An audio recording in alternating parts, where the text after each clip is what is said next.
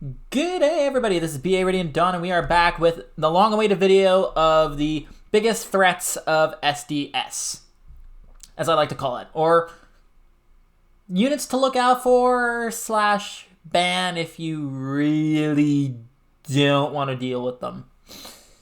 And so we're gonna get into it. This is based off of the list of responses that I got in terms of a question I sent a long time ago, plus some additions that have been added to the game since then. So let's get into it, shall we?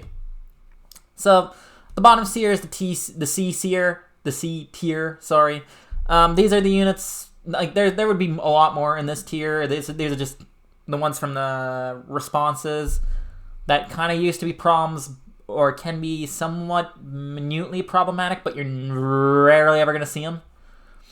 Summer Fjorm is a really solid unit, but she's not that common. Same with Winter Black Knight. Same with Legendary Seliph. He got an insane remix and refine, but he's just not that used. B tiers are the units that, like, they can be problematic at times, but they're not like, they've got they're either been power crept, their niche has been filled, or something like that, right? So like Harmonized Sonya, for example, she's the AoE nuke for the Awakening theme team for SDS. That's basically it. That's all she does. She's just there as an AoE nuke. She hits once and dies, and even then she's been power crept to hell and back, so it's not that great. Duo Asker used to be an absolute massive tank, and he's not tanking as much these days. There's much better tanks. Even with the addition of being able to become a Far Saver via Sorin and up an A tier there's a better colorless tome Far Saver in the form of Far Save Duo Ymir. He's just there as special charging, but Duo Chrom can do that too, so he doesn't really have a niche, but he can still be used. Basically, B tiers, like, they don't really have that special of a niche, but they could still be used. Like, Brave Golvig is a pretty solid unit, but she's not doing anything super crazy. She could be kind of a threat in flyer lines, but there's other units you'd rather have in the flyer lines. Legendary Robin is Legendary Eliwood, but slight different kind of skill, but they both do a bunch of stats. But Chrom and Eliwood have the same weakness of ploy being a thing, and ploys are everywhere right now. But here's the thing: there's a couple units that are fine with being or that cannot be ployed that you want on the front lines. There's not many, but there's a few. There's a couple. So Robin can still be used. You just got to be really smart about it.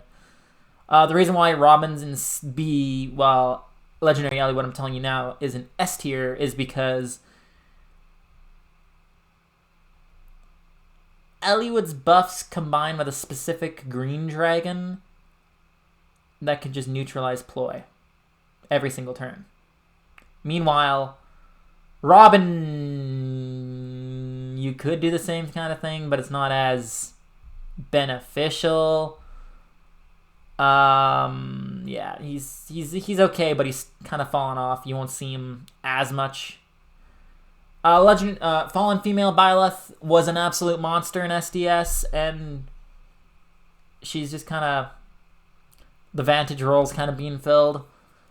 Yuri, honestly, I think I was supposed to put him in A and I missed. So sorry about that, Legendary Yuri fans. He is supposed to be in A tier. Kicking off A tier. A tiers are basically the units who are powered up by the different team archetypes. So we've got like the new Altina. I think she could be A or even S, but I think A because a lot of the S tier units are powering her up and making her an absolute monster. Legendary Yuri with his foul play shenanigans. Yanaka, Cavline, Legendary Alir, Near Save, Veil. Good on the far save Ymir team that Soren is also on. Soren enables near and far saves pretty efficiently. So, like, I do a Brave Crom and duo Ymir near save, far save combo. And it works really well because Crom's getting a bunch of effects. Citrine is usually paired with Legendary Eliwood to give stats to everybody. Oh, I have base Yuri. Okay, imagine base Yuri is Legendary Yuri. They kind of do the same thing, but everyone's using Legendary Yuri, not base. Gatekeeper is anti-meta. He's a solid unit. He's powered up by this. Like, pretty much all the A tier units are powered up by the units in S tier. Edelgard could be a threat. Dimitri's an absolute, can be a monster. Crom can be a monster. Claude. Camilla. Kagero. But, like, none of these units are nowhere near as good without the units in S tier. And these are the units in S tier here.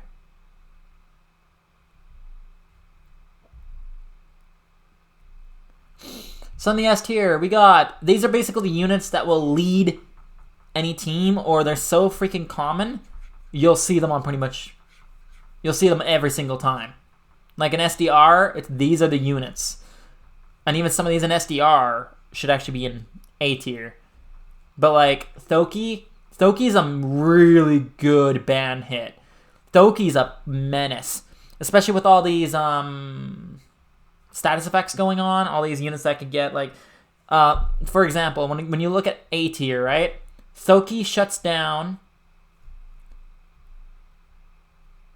Altina, Ira, Soren, Lucia, not Sanaki, Mythic Altina, Brave Crom, Legendary Crom, Claude, Dimitri, Edelgard, Citrine, Yanaka, Alir. Like, I just listed off like 3/4 of the units in the A tier that Thoki could shut down on her own, which is fucking insane. So everyone like 99% of people ban Thoki because she could just screw up your entire team with a click of a button. Granted, she only gets one shot, so if you have better range, you should be okay. You could always retreat that turn. But if you're in a bad position, Thoki could just shut you down and there's nothing you can do about it. Duo Sather is kind of the same kind of idea. She's the newer unit on this list, but she's a really damn good one. So Duo Sather, basically, if she has higher res than you, she just shuts down your ability to move. She just turns off the unit's action. That is in a cardinal direction. So she can be a little tricky to use, but shutting down an enemy is just insane. Oh no, I just shut down your refresher. Now you're down 2 actions. Now I can just sweep with Gulvag or something. Like, it's insane. Duo Sathers are really good, especially on a flyer line with Hinoka and whatnot. Or on a team that can do some warping shenanigans. The Doggers, both Wind and Duo, are really good for conga lines, cav lines, with Harmonized Lind here. There's a new version that I'm testing out that features some calves and then Igreen and Citrine, which is kind of fun because Igreen is just passing along the terrain list as well. So basically, Igreen turns Citrine into Lind, basically, but for everybody, which is just crazy. I love it. Legendary Eliwood is an absolute beast. He pairs the best with base Ymir, the green dragon, mainly because when she refreshes, or when she repositions a unit, she cleanses all debuffs. So any units that had ploy are now cleansed, and now they can get their Ellie buffs again. And the enemy can only ploy once per turn at the beginning of the turn, so once you cleanse that, that's just useless, so it doesn't matter anyway. So that's why I have Eliwood in S tier over Robin and B, is because Eliwood pairs with the unit that can help them. That can help that playstyle. And besides, not many people run Eliwood and Robin anymore, so it's just lots of more people are running Eliwood over Robin. Alencia, warping is insane. Warping is absolutely crazy. It is, and you're looking at 3 warpers, technically 4 right here, between Thoki, who could have Soaring Guidance or Guidance 4, Alencia, who has Guidance everything, Cordelia, same Soaring Guidance, regular Guidance, just regular warping, same with Catria. You got 4 warping flyers right here. You can make one for every team. It's stupid, but you could. Hinoka powers any flyer line. She's an absolute menace in a lot of maps. This current map, not so much, but in other maps, oh yeah, she's a monster. Halloween Anna is an absolute menace as well, especially with the especially on an Awakening theme team, which is a really damn good team featuring like Anna and Legendary Crom and Harmonized Tiki and Cordelia and Sonya. The Awakening theme team. It's an absolutely phenomenal team, and it's very, very menacing because the synergy is insane on that team. Yeah, Catria, Cordelia, basically a lot of the units in S tier are their own archetypes. You've got the quad attacks, you've got the warping, you've got the cav line, you've got the, she's like AoE but terrainless between these two. Stats, saves. Byleth is a really solid ban choice because if you do not have a direct counter to him, you're screwed. Same with Anna. If you do not have an AoE nuke that could drop Anna to 1 HP and then bop her, you're kind of screwed. The same thing with Byleth. If you cannot one-shot Byleth, you are screwed. And there's very few units who could do that. I think Green can. Happy sometimes can. I can't remember if Hinoka can, but I'd imagine so. AoE Thoki. Thoki directly counters Byleth, which is kind of funny. Because he could be like, hey, do a button. And then Thoki's like, hey, thanks. You get nothing. Yeah, like, Legendary Crom is the best Byleth counter. Legendary Crom is old. A lot of people have Legendary Crom. He's on the banner right now, so if you don't have him and you need a Legendary Crom, or you need a Byleth counter, get Legendary Crom. He's really fucking good. And yeah, so this is basically just kind of summarizes the most likely units you'll see in SD, especially SDS, starting technically the day after this video drops, which is going to be, I'm dropping this video after my live stream tomorrow of my SDS trial run, I call it. So yeah, these are basically the units that are, so S tier are the main ones that power the archetype themselves. A tier is the units that you're most likely to see as a whole for these archetypes. B is like some units that could cause problems if built correctly that you could see on these archetypes, and then C is just you won't see them. So like, this is what I got. And yeah, I hope you guys enjoyed this video, and if you did, like, comment, subscribe, and until next time, this is B8 signing off. Bye! And good luck this SDS season, everybody. This is another really cav-friendly, conga line-friendly map.